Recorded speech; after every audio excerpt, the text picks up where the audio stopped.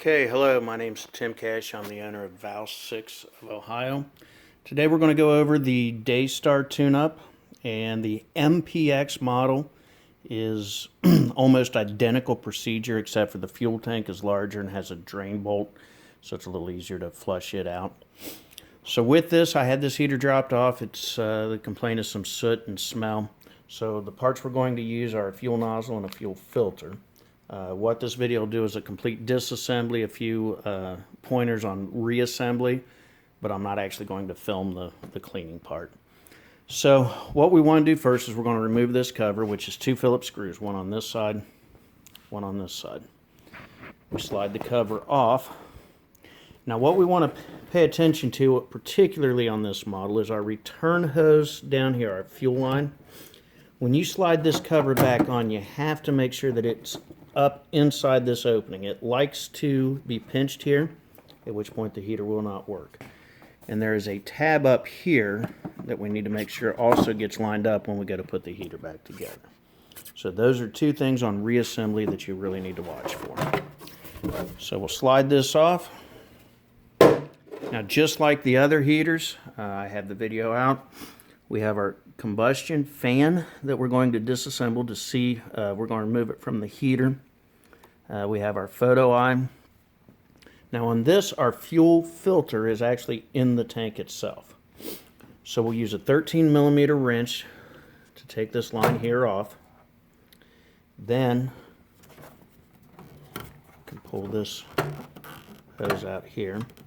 It's best to put it back in there to help guide it when you put that cover on.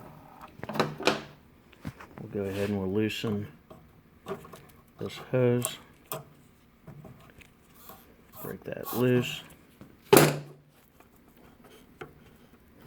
If you're just changing the filter, you don't have to remove that hose. With what I'm going to have to do here in cleaning the tank, it's going to be much easier.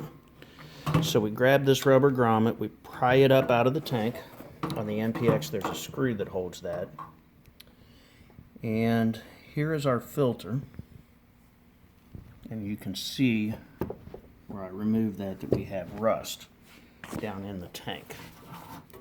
And that's why we're going to have to pull the tank on this unit. Don't know if I can get enough light in there that you can see that. But there is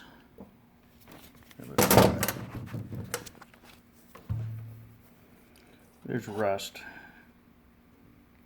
and just a lot of contaminants down in the tank. So we know we have to remove the tank on this to flush it out. Our next step is we're going to take a look at the fan and see how it is. So we undo our little bread tie here. Our fan motor has these 2 white wires coming up to this plug.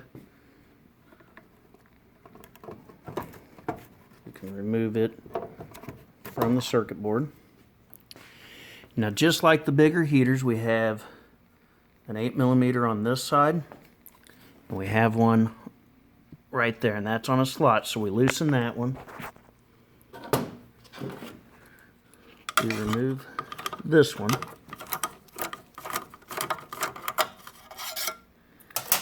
The fan slides.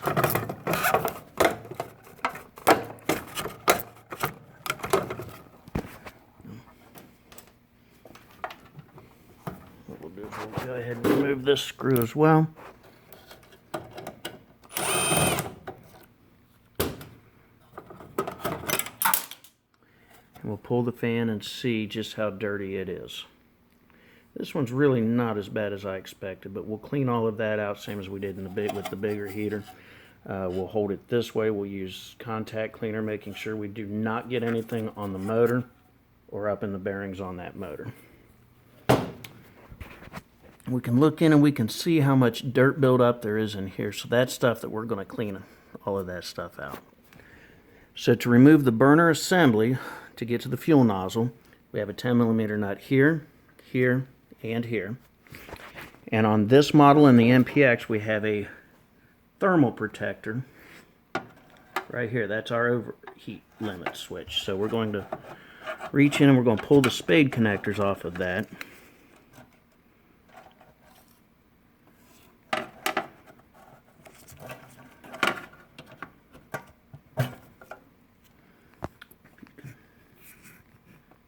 see that.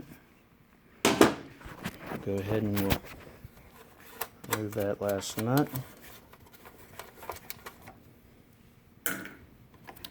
Then this whole assembly will pull right out of the burner.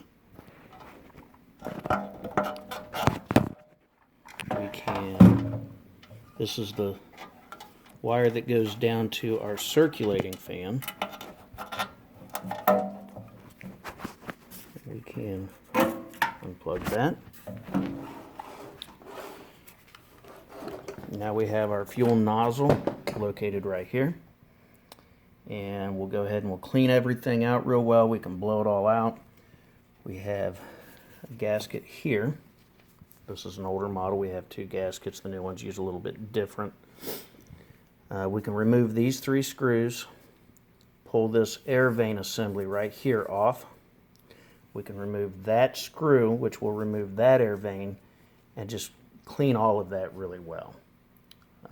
This particular one, you can probably just use the compressed air on it. Now when we reassemble this, something that we need to look for that's common, well, somewhat common on the Daystar and the MPX. This burner assembly fits up in here with the gaskets right here. If those gaskets get compressed, they can actually allow heat to leak out and hit the high limit switch. So if you have a Daystar or MPX that'll run for about 10-15 minutes and then it misfires, takes 15-20 minutes before it'll reset. You pull this assembly out and you're probably going to see dark marks here where that heat's coming up, so you'll need to get new gaskets or seal those up with a high temperature RTV.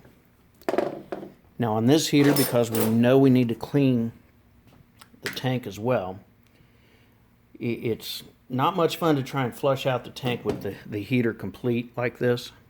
So go ahead and take a couple minutes, take a 10mm wrench, a number 3 Phillips, and go ahead and these 4 screws need to be removed. Once you do that, the whole heater will lift right off the tank and set it to the side.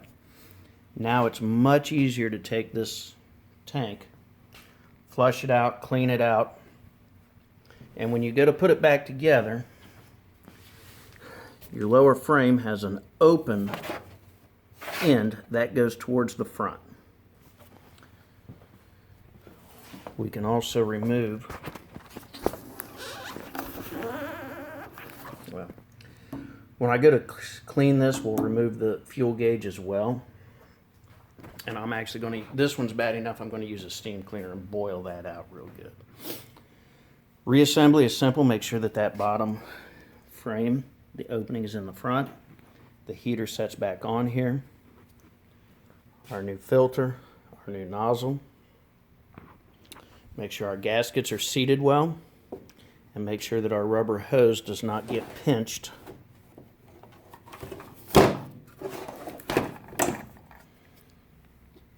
In the cover.